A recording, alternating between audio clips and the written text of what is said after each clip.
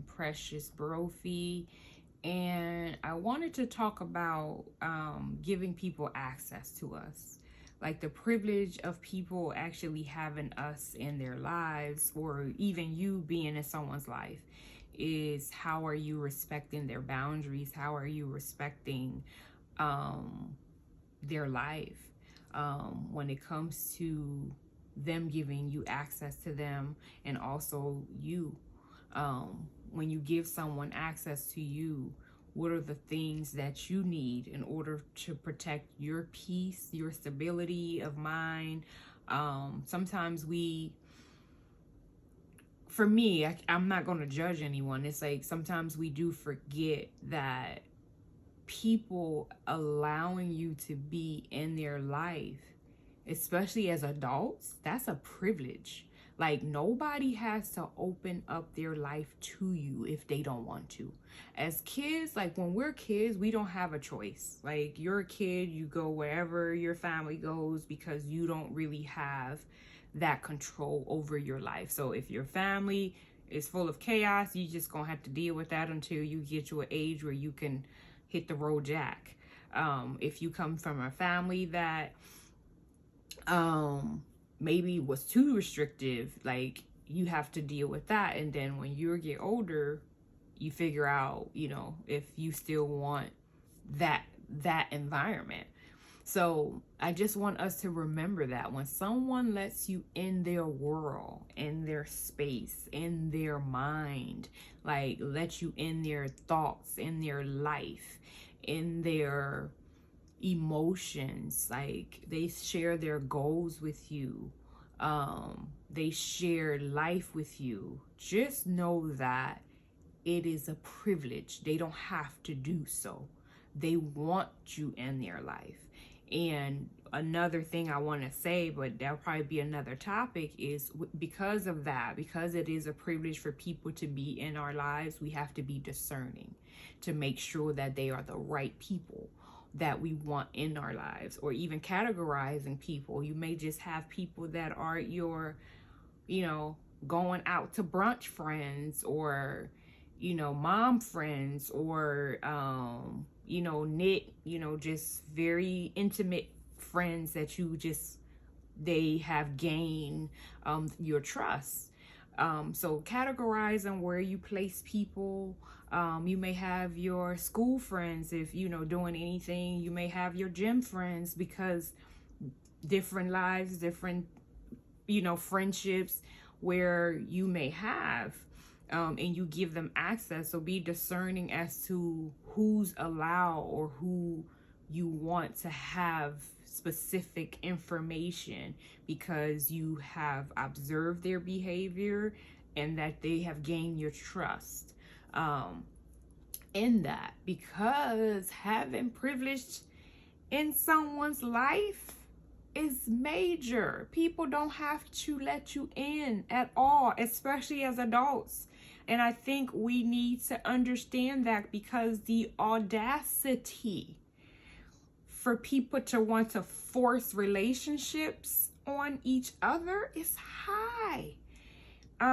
Like you're not entitled to someone's world because you're related by blood, you're related by in a work environment, or you went to school together, or whatever, you met them.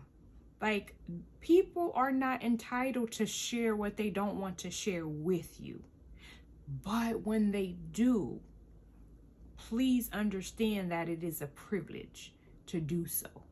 They want you in their world, so therefore they may have boundaries that they want you to follow. And you don't get to choose the boundaries that make them feel safe to even open up their world to you, for you to say, nah, I'm not doing it, and I still want to be a part of your life, but you still have to do it my way.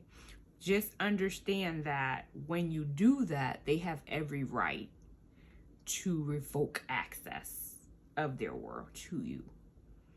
And I just think that's like something that we are not getting, especially because social media is like so show me everything, tell me everything, oh my God, what's going on? And some of those things are like fake, some of them are real, but people do not have to let you in their world.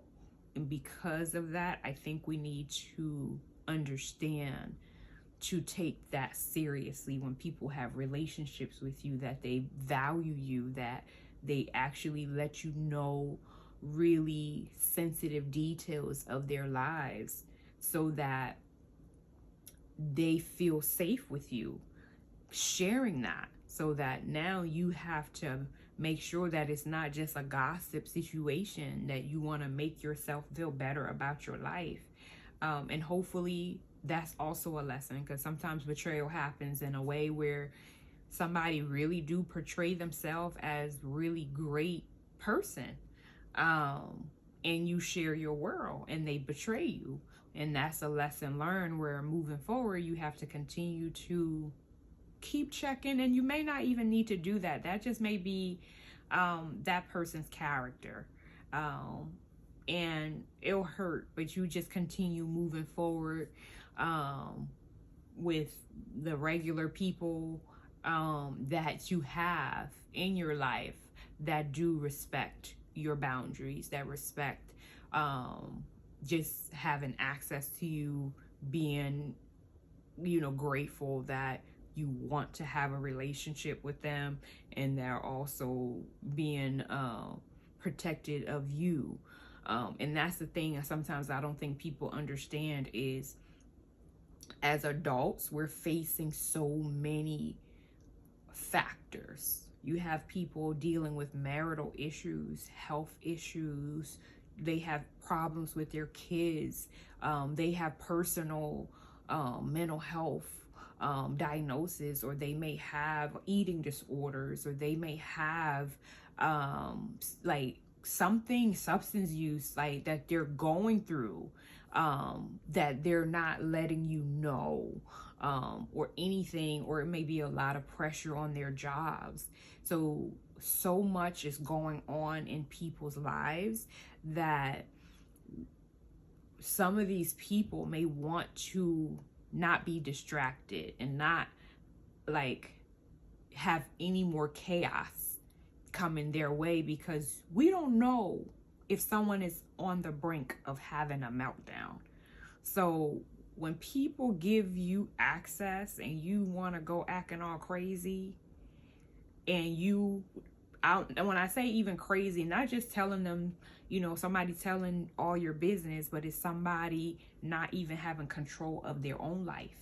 Like, they just irresponsible in a lot of ways, that is also affecting them, and then it spill over to you.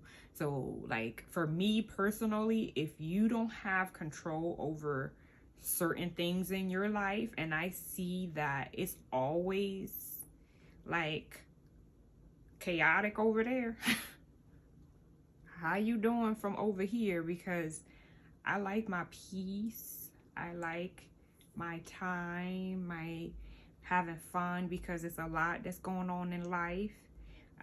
That's normal life. It could just be regular pressures of life. That's just part of it. Like different disappointments, that's all up and down of life. Like just transitional phases of life, developmental stages of life. Like those things happen.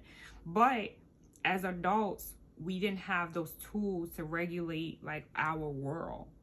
But as adults, I'm hoping that we're gaining those skills to understand, like, ooh, Keisha like to party all day long and come over here drunk. I got kids. Keisha cannot be popping up here and bringing men in and out. You know, I did that when we were college or whatever. But it's just making sure that we maintain those boundaries by paying attention to how someone is showing up in their own world. I think we set ourselves up when we like see Keisha a hot mess, and then we ask Keisha, hey, come on in my world, Keisha. No, Keisha's a hot mess, and she's about to bring a hot mess in your world. So don't expect Keisha to calm down, because how Keisha is showing you how she show up in her life is how Keisha about to show up in your life. So protect your peace however you feel you need to protect your peace, by having real conversations. I'll say by actually knowing what you want out of life, how you want your world, how you want it to be, or how you live your life. And your actions of how you live your life will also be demonstrated to people, like, oh no, you can't go over there with Precious house. No, she's not doing that. She's not gonna open the door for you. Or no, you can't go over there with Keisha house. Like, Keisha not doing that. And I don't have no problem with Keisha's. I'm just using that scenario. I don't know Keisha's that's telling me their business. I don't even have a Keisha in my life right now. That's like I'm close with, but I'm just giving that scenario. But we have to pay attention to how people are showing up, because what is this Maya Angelou? What did she say? You have to believe what people show you. You cannot perceive that it will be better because you are the magical unicorn that's going to change them. And I think it's pride. It's prideful for us to think we're somebody's hero and we can rescue them from their own chaos. Absolutely not. You cannot save them from their own chaos. Jesus came to save the world. Introduce them to Jesus. And then whatever he tells you to do, you do it for them. But other than that, they have to be able to rescue themselves. We cannot rescue people from their own chaos and from their own consequences that they actually presented. Like they did that. So we can't, nobody could. I wish y'all could. I pay for my consequences too. I'll be happy right about now. Somebody could like stop every mistake or every action that I did or inaction that caused me to lose money, that caused me to lose friendships because of my immaturity and different things. But I had to deal with that, and I had to learn, and I had to grow from it. So I think the first step to protecting our peace is recognizing that we are not rescuers of other people's chaos. They have to rescue themselves. And you have to make sure that just like you're being an adult for your life and showing up for your life, they also have to show up for their lives.